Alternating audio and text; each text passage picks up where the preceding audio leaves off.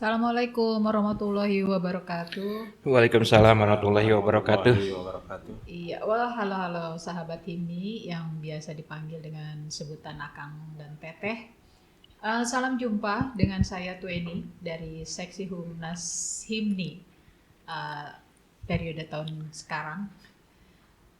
Ini adalah podcast perdana Himni dan untuk podcast perdana ini saya tidak sendirian.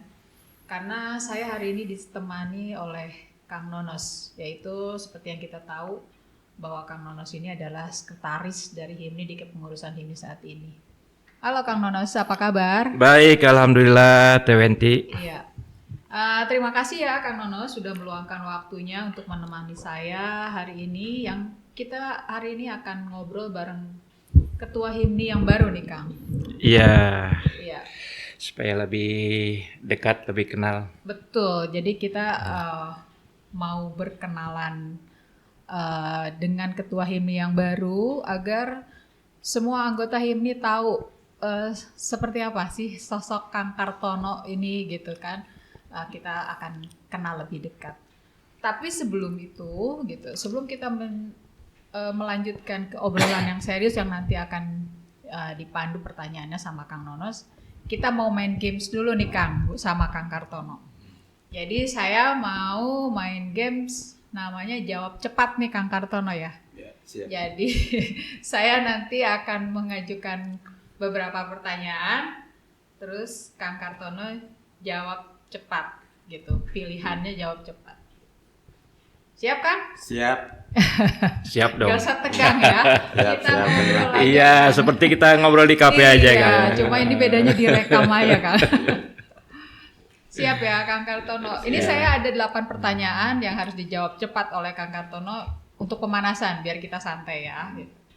Kang Kartono, pilih air atau api? Air. Boleh tahu alasannya? Karena api itu akan padam kalau bersatu dengan air. Oke. Tidak bawa dompet atau tidak bawa HP? Tidak bawa HP.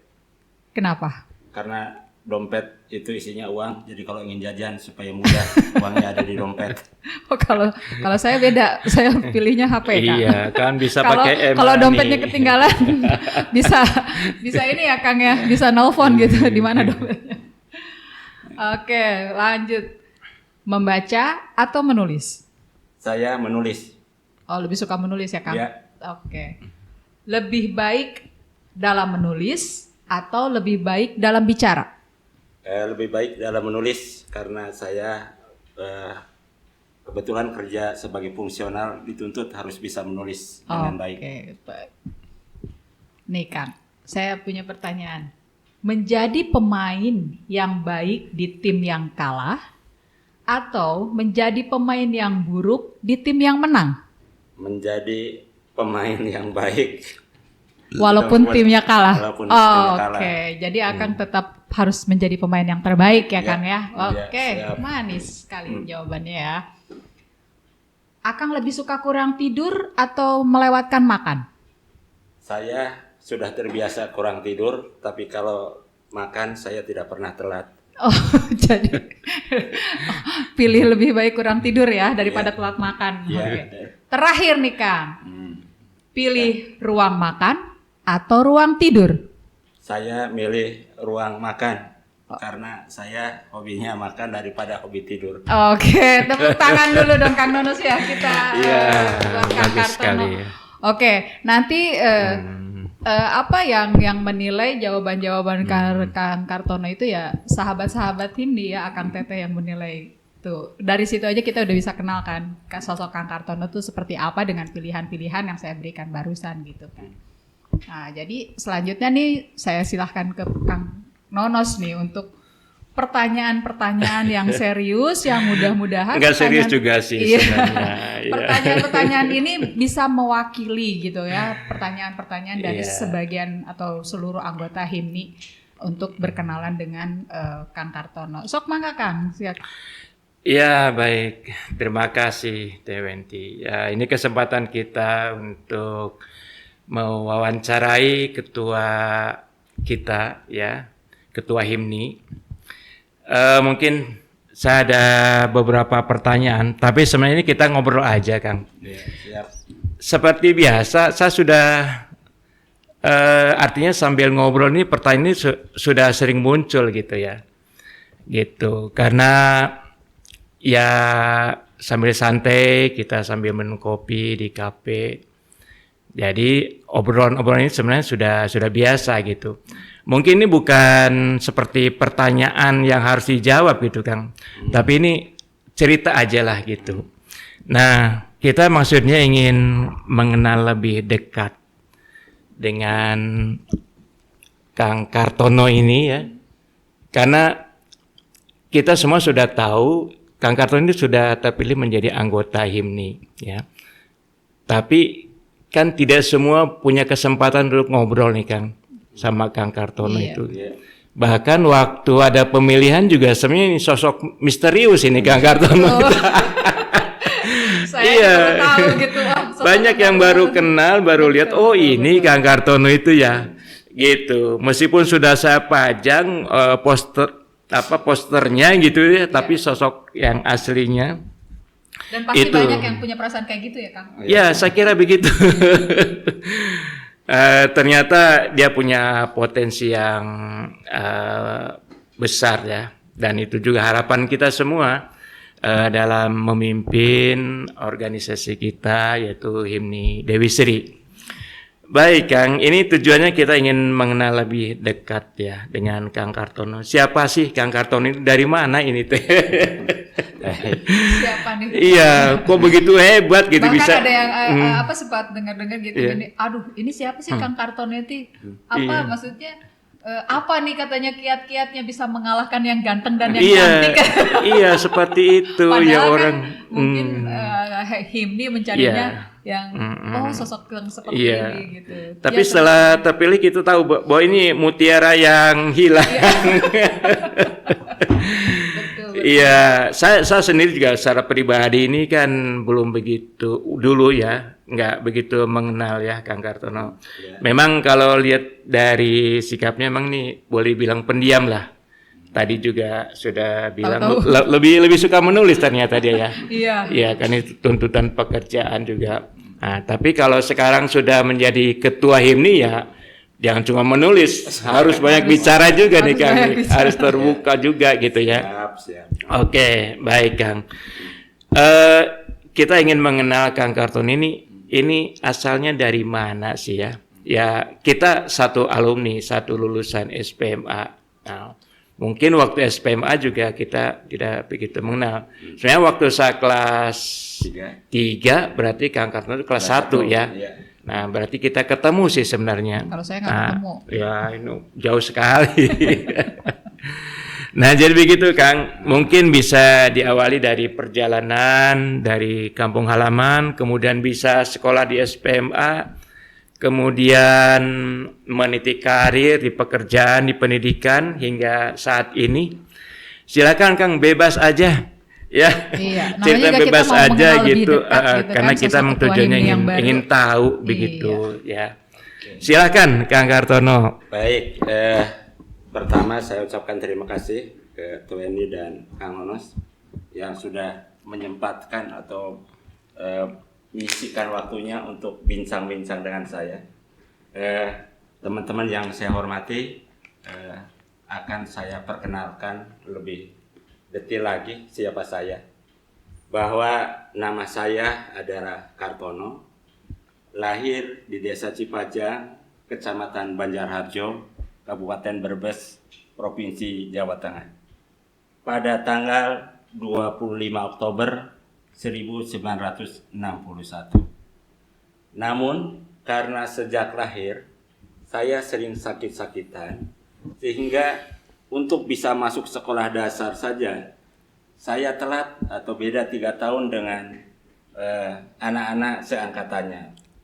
Dan waktu masuk sekolah dasar, tanggal lahir saya dirubah oleh kepala sekolah.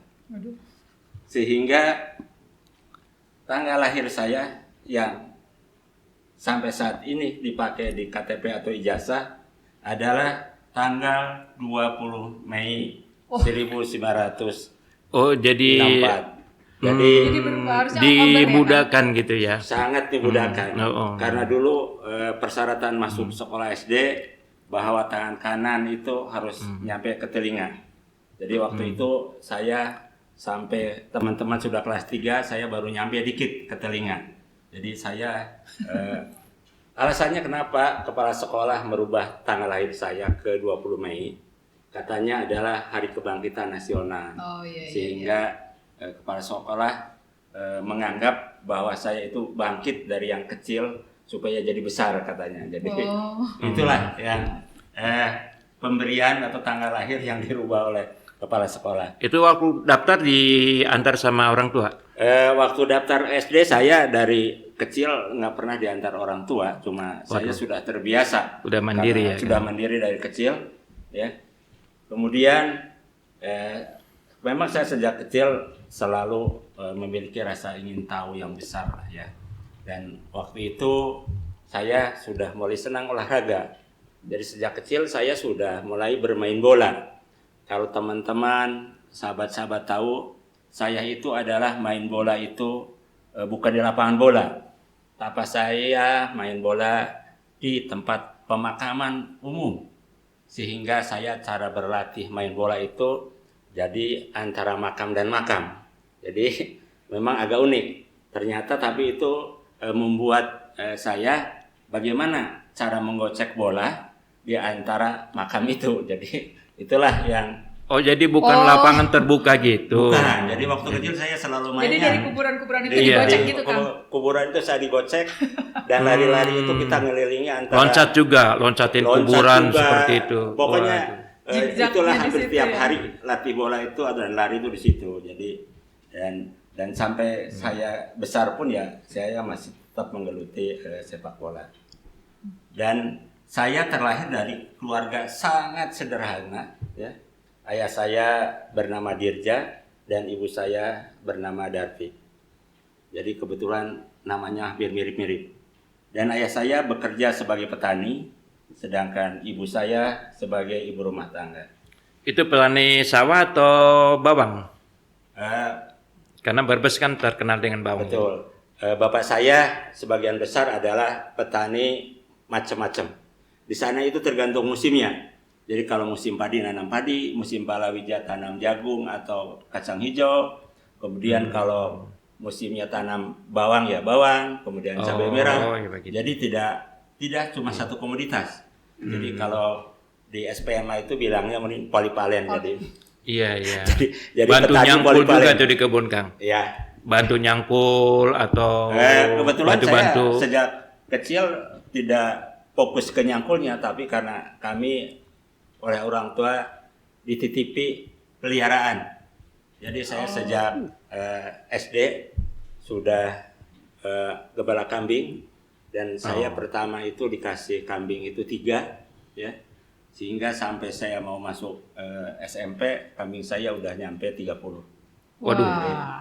Udah jadi saudagar ya. Kalau sekarang harganya 5 jutaan tuh Kang. Ya, 30. Kalau dulu waduh. Ya berapalah mungkin 200 atau 300 ribu ya. Dan saya main kelereng. Dan kebetulan adalah saya anak yang keempat dari 5 bersaudara. Kebetulan kami laki-laki semua. Dan saya satu-satunya anak yang sekolah sampai perguruan tinggi. Ya. Sedangkan saudara-saudara saya hanya lulusan sekolah dasar. Kakak saya yang pertama Casmanto juga buruh bangunan. Kakak saya yang kedua Tajudin juga buruh bangunan. Kakak ketiga saya juga buruh bangunan. Dan sudah almarhum 3 tahun yang lalu. Dan yang terakhir adik saya Sartim juga sebagai pekerjaannya buruh bangunan. Jadi memang saya agak unik beda dengan saudara-saudara saya. Dan saya sekolah itu sama sekali tidak ada dorongan dari orang tua dan hanya cuma dari keinginan sendiri. Jadi sejak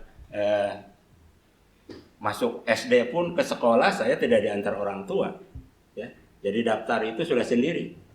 Jadi kebetulan saya itu selama mau masuk sekolah dasar saya sudah belajar nulisnya di pasir. Jadi saya sebelum sekolah saya sudah bisa nulis. Jadi nulisnya di pasir. Pakai telunjuk, jadi bukan pakai alat tulis. Gitu. Jadi begitu saya udah masuk SD, saya sudah terbiasa nulis di pasir. tidak masalah saya. Oh. Gitu. Kalau dulu Kang kencing juga bisa dibikin huruf? Enggak kan? Kalau kami dulu sambil gembala kambing, kami itu ada di sungai. Kalau bahasa sana itu kita duduk emok ya. Kemudian pasir itu pakai nutupi kita telanjang gitu kan. Jadi tahu nggak tuh? Ya. Orang pada bingung nggak tuh? Ya. Duduk emok apa tuh coba? Diterjemahkan ke dalam bahasa Indonesia. Apa tuh? Apa namanya tuh? Ya andeprok lah. Andeprok pokoknya gitu. Itu masih bahasa Sunda. Ya pokoknya begitulah. Ya. Duduk di lantai lah. Lesehan. Ya lesehan lah begitu. Kemudian pada tahun 71 ya saya mulai masuk sekolah dasar. Ya. Yang tadi tanggal lahir saya sudah dirubah. Dan saya masuk sekolah dasar itu ya pendiam, ya tidak banyak ngomong, cuma selalu apa yang diperintahkan guru saya kerjain. Malahan kami kalau ke sekolah itu apa yang diperintahkan guru, terutama dulu kepala sekolah itu satu-satunya yang punya sepeda. Jadi kita itu berharap disuruh nyuci sepeda, ya supaya kita bisa latihan naik sepeda. Tujuannya itu, jadi itu yang kami kerjakan. Kemudian saya dari SD kelas 1 ya memang badan saya tidak tumbuh dengan baik, masih sangat kecil ya, kecil sekali. Tapi saya karena hobinya olahraga, sejak kelas 4 SD saya sudah main bola dengan tim orang dewasa walaupun kecil.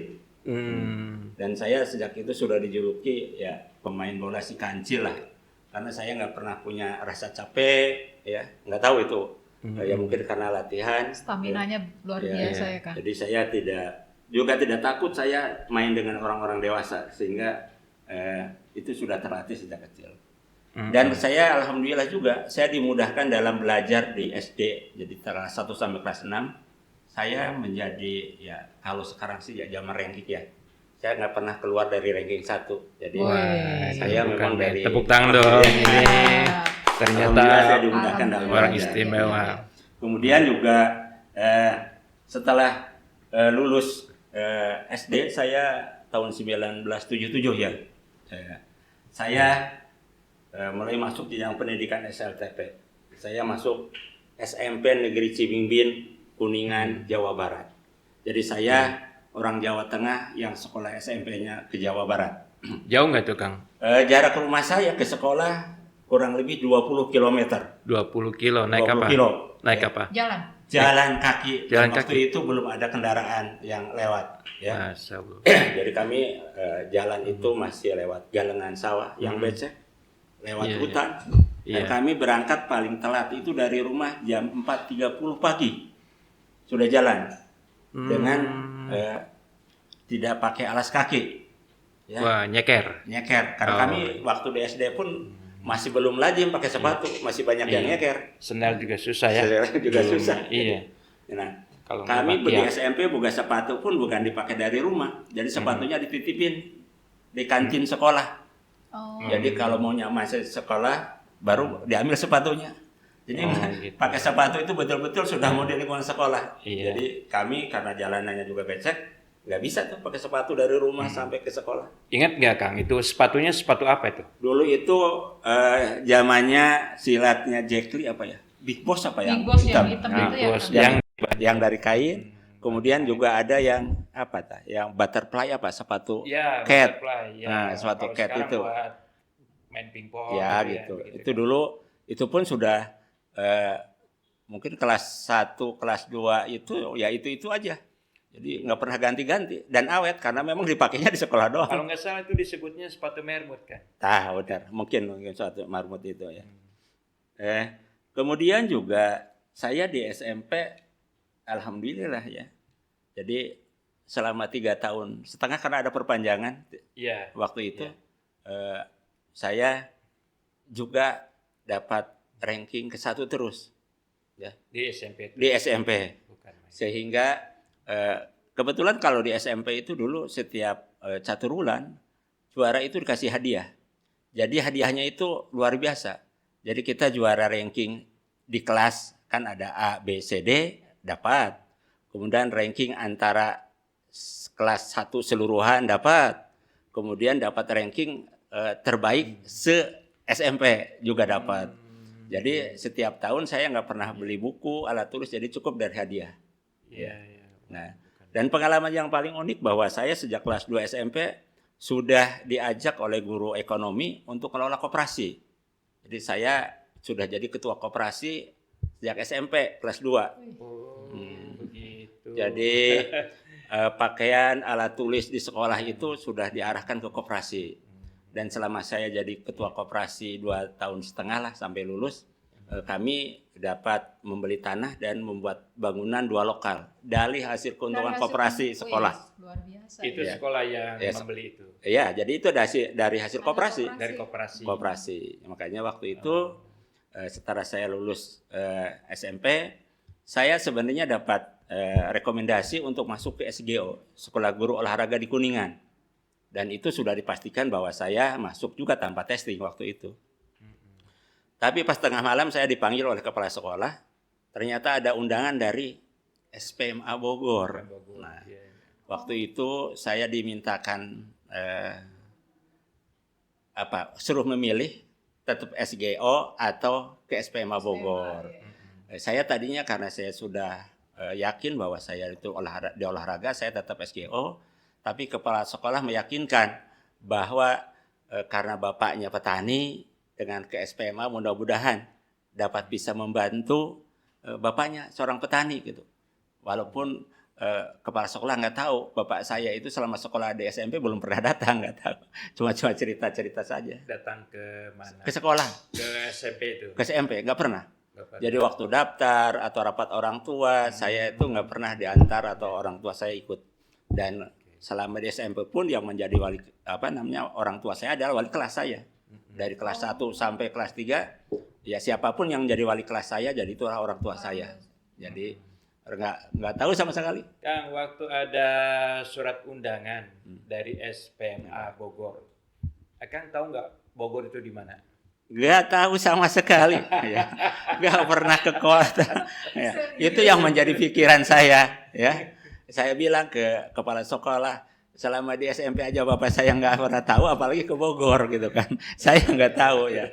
Tapi kebetulan karena kakak kelas ada yang dari sekampung, ya. Iya. Jadi ada yang kakak kelas 3 itu yang mengajak saya, ayo katanya ke sana kan.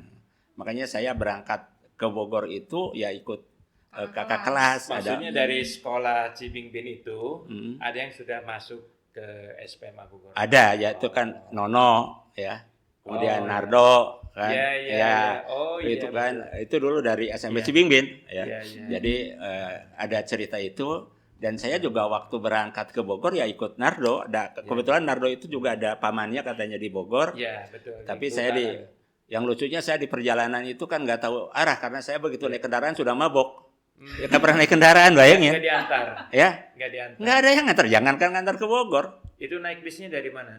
Dari Tanjung waktu itu saya ikut dengan Kanardo ya. Dari situ sampai Bogor saya nggak tahu arah. Yang namanya berenang siang nggak tahu ini di mana.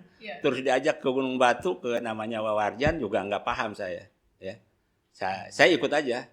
Tapi karena sudah kesadarannya sudah tidak normal lagi, sudah mabok sepanjang jalan. Iya. Ya jadi nggak itu nah. Belum ada Google Maps ya. Boro-boro Google Maps nggak tahu. Ya mungkin. Yang ini penasarannya tuh pas sampai di Bogor gitu, pas ngelihat pertama kali SPMA tuh, gimana tuh Kang lihat bangunannya yang waktu begitu megah itu? Lihat bangunan saya memang kan katanya cerita-cerita zaman Belanda begitu kan. Karena kebetulan di wilayah saya juga ada bendungan Waduk Melayu yang dibangun Belanda, memang kokohnya luar biasa. Saya takjub sekali waktu itu ya. Cuma agak sedikit agak takut karena ceritanya di SPMA itu peloncoannya luar biasa ya. Nah, itu luar biasa ya.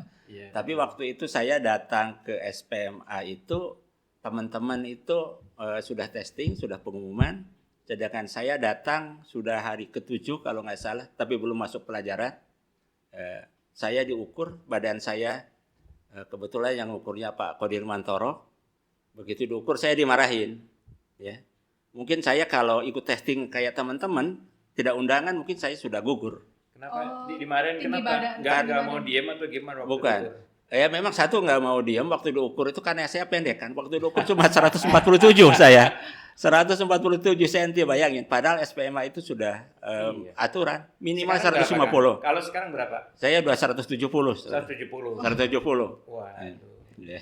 Tarik pakai apa tuh? Nah, ini kisah yang luar biasa memang di SPMA Bogor, bahwa saya dulu di kampung itu kan mikul kayu, mikul rumput, kemudian malah seringnya rumput itu disemai di kepala kan gitu.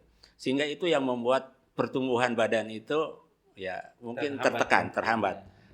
Ya, yang jelas pasti gizi juga kurang ya. Karena badan saya tingginya cuma 147, beratnya saya cuma 50 kilo juga enggak. Jadi sangat kecil saya memang, ya kecil. Ya. Beruntung masuk SPMA saya di asrama ya.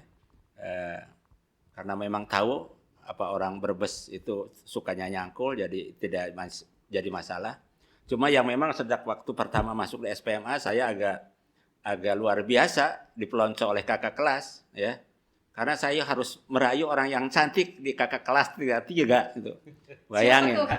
Namanya siapa, Kang? Dulu, Disebutkan.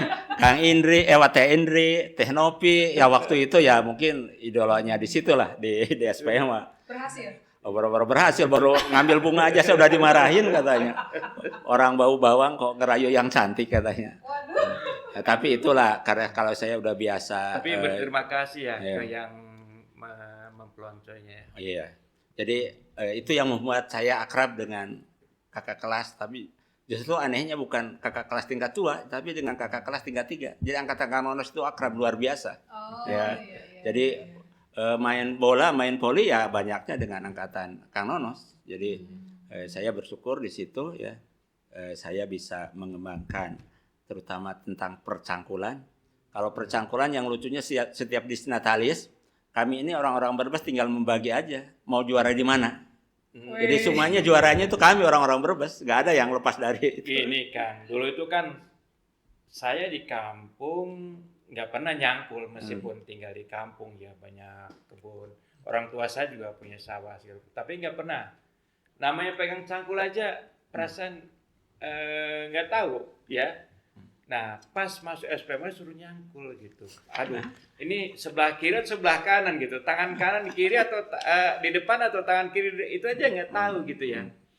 Nah, pas nyangkul Kang Kartono ini enggak ada lecet-lecet enggak? Ada kapalan, melepuh gitu. Kapalan. Bukan kapalan, melepuh gitu, melepuh kayak luka bakar gitu. Saya mengalami itu. Saya enggak pernah. Enggak ya, karena kami sudah terbiasa ya. Jadi nyangkul yang begitu babat, ngarit itu udah terbiasa.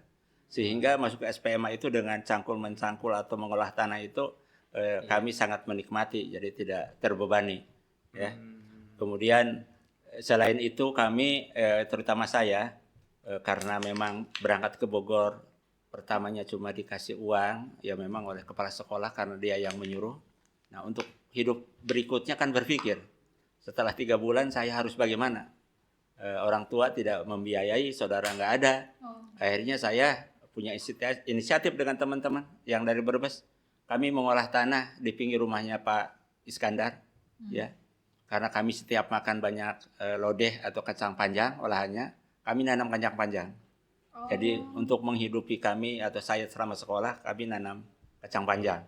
Itu katanya di asrama juga disuplai dari itu ya? Iya. Kebun Kang Kartono ya? Ya, jadi di asrama itu kami yang berkaitan dengan panjang selama kacang panjang selama setahun ya kami subsidi. Nah, setelah kacang panjang berhasil kami merambah nanam jagung manis dan setelah kelas 3 saya nanam padi sehingga saya cukup luar biasa jadi bisa menghidupi sendiri selama di SPMA ya.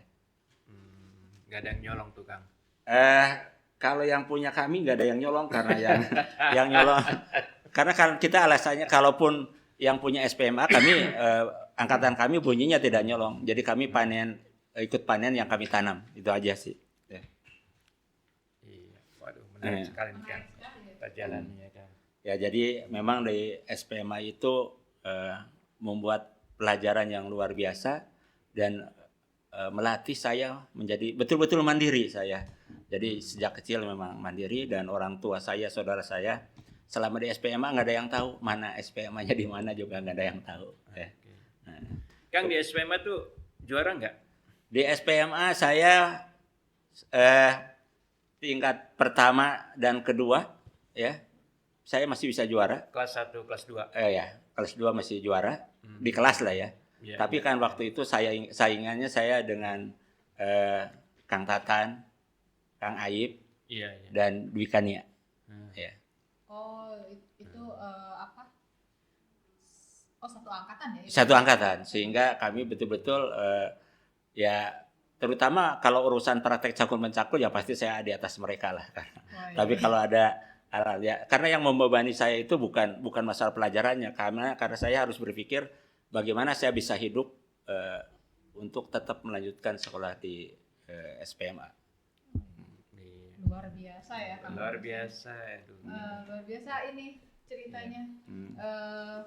Lalu setelah itu? Setelah itu saya lulus tahun 84 ya. 84 saya melamar diterima di Balitan Bogor honorer 84. Oh, Dan, langsung kerja berarti? Ya. Kami lulus angkatan kami lulus bulan Mei ya. Mei akhir. Kemudian saya mulai bekerja di Balitan Bogor tanggal 4 Agustus 84. Ya. Dan hari kedua saya sudah ikut pertandingan poli antar kelompok Di kantor. di kantor. Ya. Ya karena saya udah Tapi biasa. badan udah gede ya?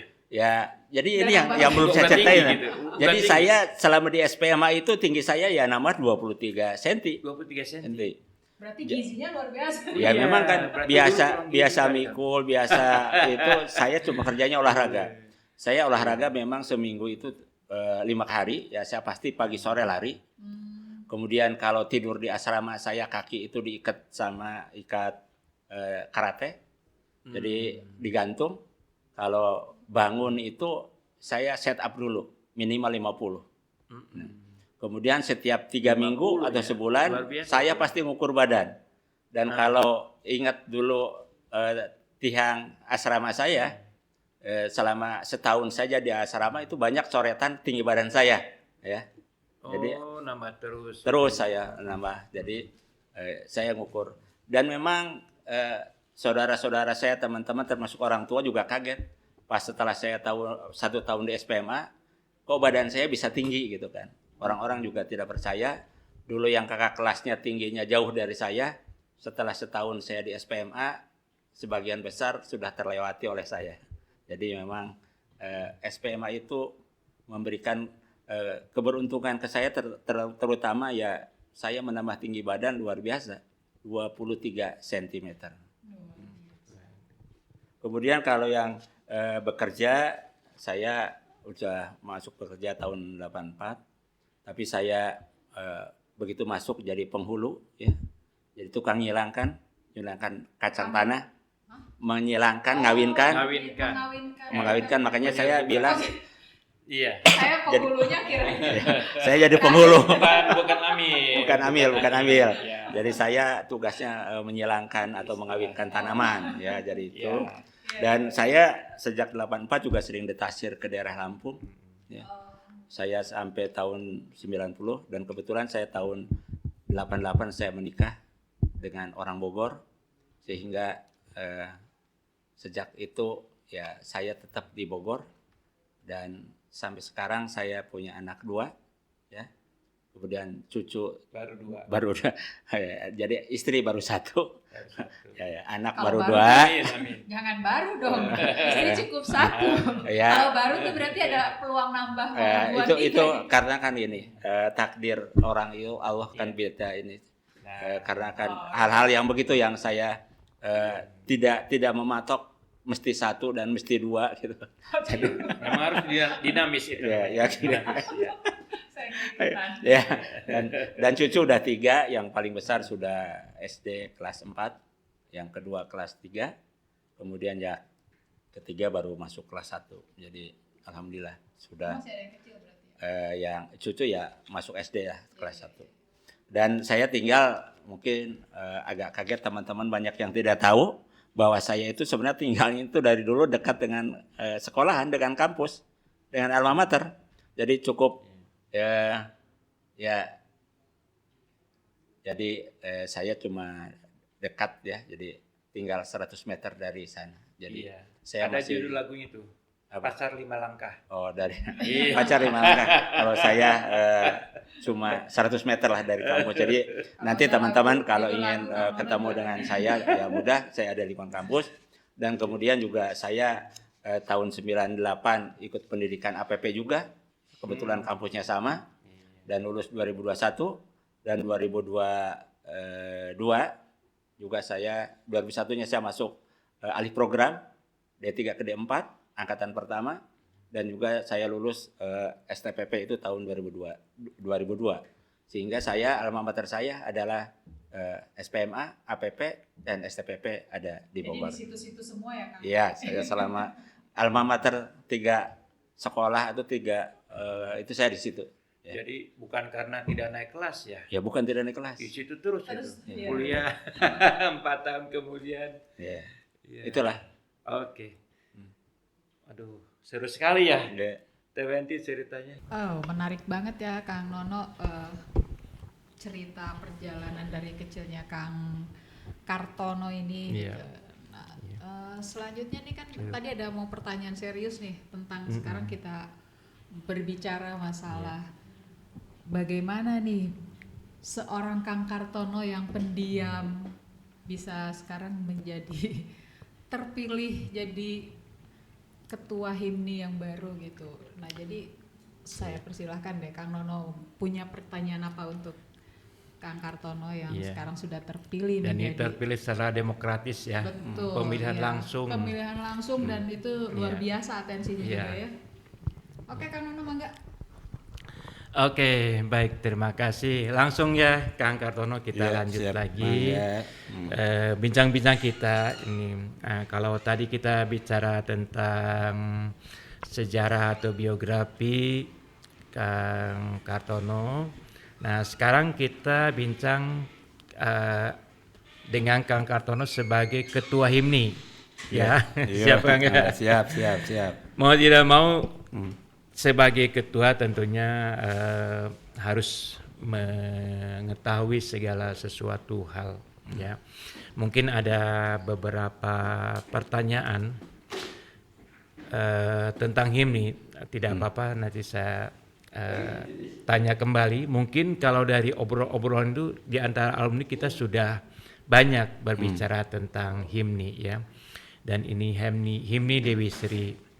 Nah, yang saya ketahui HIMNI ini didirikan tahun 1977 ya, berdasarkan dokumen. Tahun 77 berdiri, kemudian di pengurus itu berusaha membangun atau membuat anggaran dasar dan anggaran rumah tangga. Tetapi kemudian baru didaftarkan namanya sebagai HIMNI Dewi Sri itu tahun 1997. Jadi 20 tahun kemudian sejak HIMNI ini didirikan, nah baru didaftarkan dengan akta notaris ya, dengan anggaran dasar yang sudah tersusun itu tahun 1977. Dan kita sepakat bahwa himpunan alumni SPMA Negeri Bogor ini dinamakan HIMNI Dewi Sri. Ya. Nah, mungkin banyak di antara alumni sendiri yang tidak paham atau tidak tahu ini HIMNI Dewi Sri itu apa, begitu ya. Meskipun mereka sudah merasa bangga dengan HIMNI Dewi Sri, tapi apa sih sebenarnya HIMNI Dewi Sri itu ya? Mungkin nanti dilanjut dengan apa tujuannya, visi, sampai rencana kerja lah. Nah, dengan kepengurusan yang baru itu kan kita kan sudah mengarah ke sana ya. Jadi silakan ini Kang Ketua, Kang Ketua aja lah. Ya Kang Ketua untuk menjelaskan apa itu himne Dewi Sri. Ya, silakan Kang. Baik, terima kasih Kang Nonos dan Teh Benti. Baik, bahwa setelah kita mencermati apa yang ada di akte notaris Himpunan Dewi Sri yang tahun 1997, di situ menjelaskan bahwa yang menjadi alumni adalah lulusan sejak apa tuh, LMS ya, Iya, SMT, SPP, SPMA, iya. kemudian malahan menyebutkan bahwa nanti berlanjut dengan lulusan pertanian yang ada di bukan Bogor aja waktu itu, bunyinya yang lulusan pertanian malahan mencakup seluruh Indonesia. Nah, itu yang perlu kita cermati bersama, bahwa ke depan kita di Himni periode 2025-30 kita harus mencermati kembali berkaitan dengan anggaran dasar dan anggaran rumah tangga. Nah, bahwa prinsipnya bahwa Himni Dewi Sri ini adalah mempunyai visi bahwa menjadi wadah pemersatu alumni SPMA Negeri Bogor, ya, yang berdaya, berkarya, dan berkontribusi nyata bagi pengembangan pertanian, pendidikan, serta kesejahteraan masyarakat. Itu yang kita ingin capai secara visi kita ke depan, bahwa Himni Dewi Sri ini adalah pemersatu alumni, ya. Kemudian di misi juga kita pertama adalah untuk mempererat silaturahmi dan solidaritas antar alumni lintas angkatan. Kita sering berkumpul atau kita ngeriung ngumpul-ngumpul, seringnya adalah setiap angkatan, sehingga himni ini kita mempunyai tugas besar atau yang perlu kita persatukan, bahwa himni ini adalah untuk mempererat silaturahmi lintas angkatan.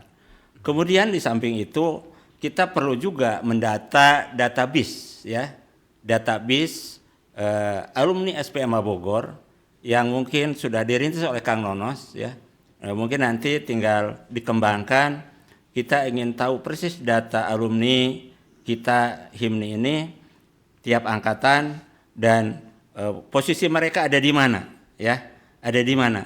Dan kalau bisa sekaligus dengan mungkin bisa database, mungkin ada beberapa teman kita yang menjadi pengusaha atau apa yang bisa dikerjasamakan di dalam pengembangan himni ke depan. Kemudian sebelum melanjutkan, ya, ini ada pertanyaan juga dari teman-teman.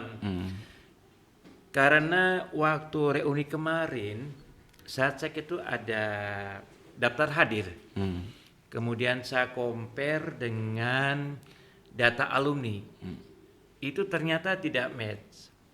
Ada beberapa di daftar hadir angkatan itu tidak terdaftar di alumni. Nah, setelah saya konfirmasi kepada teman-teman di angkatan, jadi itu ada yang tidak lulus atau gugur gitu. Kelas 2 tidak naik gitu ya. Atau ya karena suatu hal sehingga dia sebenarnya tidak ada di daftar lulusan. Nah, ini anggota himni itu bagaimana? Apakah itu termasuk juga, Kang? Yang nggak lulus itu? Ini memang baik, unit memang. Unik di kita ini memang ada beberapa teman kita yang tidak lulus sampai dapat ijazah. Tapi menurut saya, pada prinsipnya teman-teman apalagi selama ini selalu bergabung dengan angkatannya, yang penting pernah mengenyam pendidikan atau ikut pendidikan di SPMA, ya.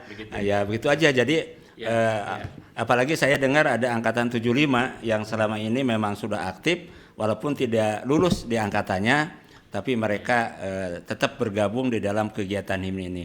Jadi menurut saya silahkan aja, ya, kita tidak keberatan dengan teman-teman yang walaupun tidak lulus di SPMA-nya tapi menjadi anggota himni. Jadi nggak masalah menurut saya, Kang Nono. Baik. Satu lagi, Kang. Pertanyaan. kita kan tahu ada SPM ADKI, ada SPM Maja, ada SMA Tanjung Sari, Sukabumi. Nggak ada. Tidak ada nggak ada. Sukabumi, ya. Cianjur ya ada ya. Oh iya. Oke, nah ini bagaimana Kang? Ya. Dengan keanggotaan HIMNI, Oke. begitu Kang?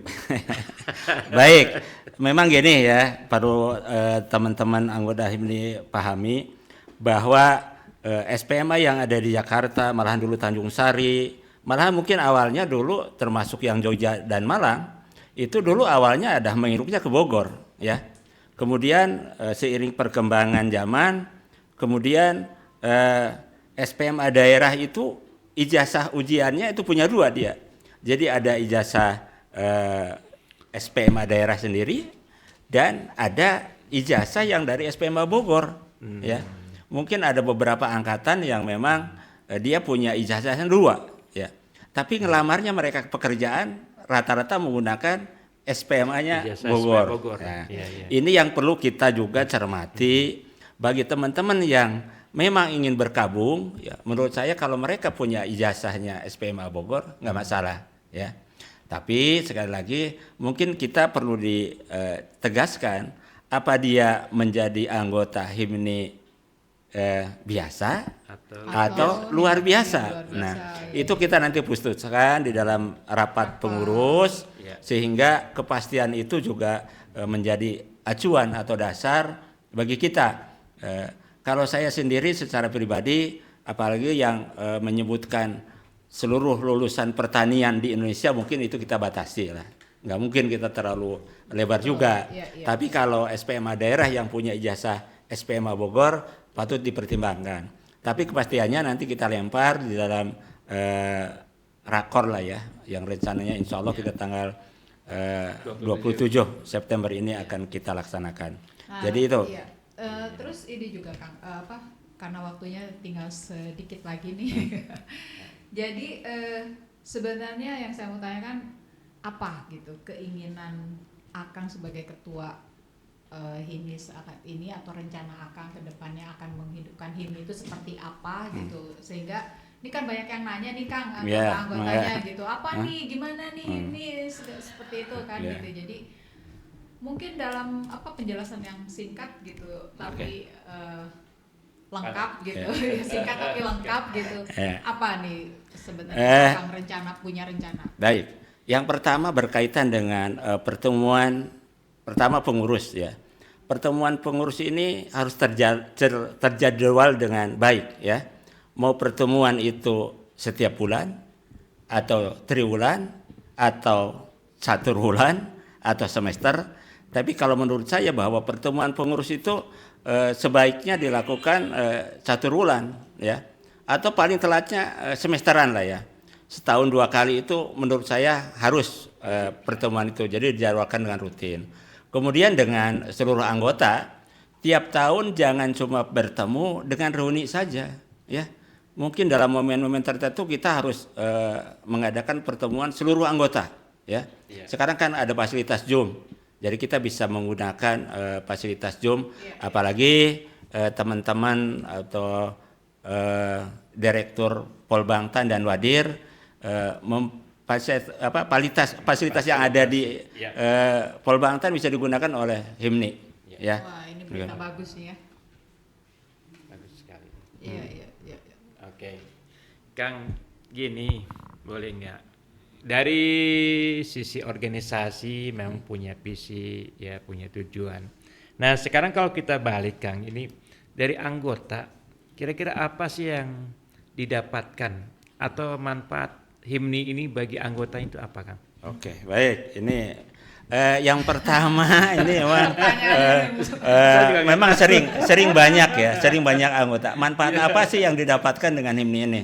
Yang pertama adalah saya selaku orang Muslim ya, dengan yakin betul bahwa yang pertama itu kita perlu silaturahim. Silaturahmi ini luar biasa ya. Ya kalau menurut ajaran saya Islam kan di samping untuk mempanjang umur katanya, menambah rezeki ya, cari keberkahan di dalam hidup. Makanya saya selalu bilang, yuk silaturahim ini kita perbanyak ya. Contoh yang paling saya sering lihat adalah Kang Dedin ya, dimanapun ada ya beliau selalu ada. Jadi itulah cerminan bagaimana Dan dan alhamdulillah bener panjang umur ya. panjang Kang. umur dan kelihatan beliau itu sehat, coba bayangin. Betul. Ya, dia alumni Dewi Sri 70. Sampai sekarang kalau kita jalan mungkin kayaknya sama aja dengan kita yang alumni 80-an. Itu kan salah satu bukti. Ya. Ya. Memorinya juga masih bagus. Oh ya, memorinya masih bagus. Betul. Jadi patut kita pertama jadi bahwa kita itu harus yakin bahwa manfaatnya ini ada silaturahim adalah untuk mempererat. Kemudian yang lain, saya ingin juga nanti bahwa seluruh anggota itu merasa memiliki. Jadi sekali lagi, saya ingin bahwa seluruh anggota HIMNI ini merasa memiliki himpunan ini, sehingga sekecil apapun kontribusinya terhadap alma mater atau himpunan ada. Kemudian feedback untuk diri sendiri apa ya? Minimal informasi-informasi dari teman-teman alumni itu pun salah satu bentuk yang akan didapat oleh anggota ya. Jadi kalau berkaitan dengan finansial, ini tugas PR kita bersama. Ya kalau ingin alumni dapat fee dari kegiatan, ya mari kita berusaha bersama untuk menghasilkan sesuatu. Jadi intinya bahwa ke depan kita tidak lagi cuma berharap dari iuran anggota.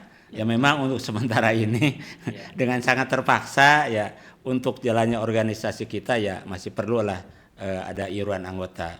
Tapi sekali lagi bahwa berkaitan iuran anggota ataupun bentuknya apapun, nanti kita harus bicarakan dengan jelas di organisasi sehingga perolehannya dari mana dan peruntukannya untuk apa itu harus diputuskan secara bersama. Dan gitu. kita pasti akan transparan, bukan? Iya, nanti setiap saat kita akan laporkan baik dengan kegiatan Jangan apapun. sampai nanti rumah Kang Kartono atau rumah Kang Wihar digeruduk masa gitu kan. Tiba-tiba jadi pengurus punya mobil Pajero ya kan. Ya, Waduh. ya mudah-mudahan nanti kalau sudah usahanya berjalan kita bisa kebeli Pajero semuanya gitu. Untuk Ya. untuk kendaraan dinas. Masih ada waktu? Sepertinya Sudah habis. udah singkat. Oke. Pertemuan podcast kali ini mungkin saya kita cukupkan dulu nih Kang Nonos ya, soalnya waktunya juga udah lumayan lama gitu ya. Dan banyak sekali yang hari ini kita dapat ya Kang Nonos ya dengan dari penjelasan Bincang-bincang. Kang Nakoda ini gitu yang akan membawa kapal Dewi Sri ini kemana. Ya, kita dukung lah. Iya betul. Kita memang Ketua kita harus dukung harus ya betul harus selalu support gitu selama tujuannya baik pastilah saya yakin gitu semua anggota betul. ini juga pasti Iya. akan mensupport gitu. Yang penting ya itu tadi kita semuanya melakukan hal dengan jelas kemudian transparan musyawarah terhadap Iya, semua dan anggota HIMNI-nya gitu sehingga tidak ada yang bertanya, tidak ada yang mempertanyakan, bukan bertanya, tidak ada yang mempertanyakan gitu. Ketidakjelasan misalnya gitu. Jadi makanya alhamdulillah hari ini kita sudah menyelesaikan, saya khususnya dari Seksi Humas sudah menyelesaikan tugas pertama saya untuk mewawancarai nakoda kita Kang Kartono gitu. Semoga orang yang belum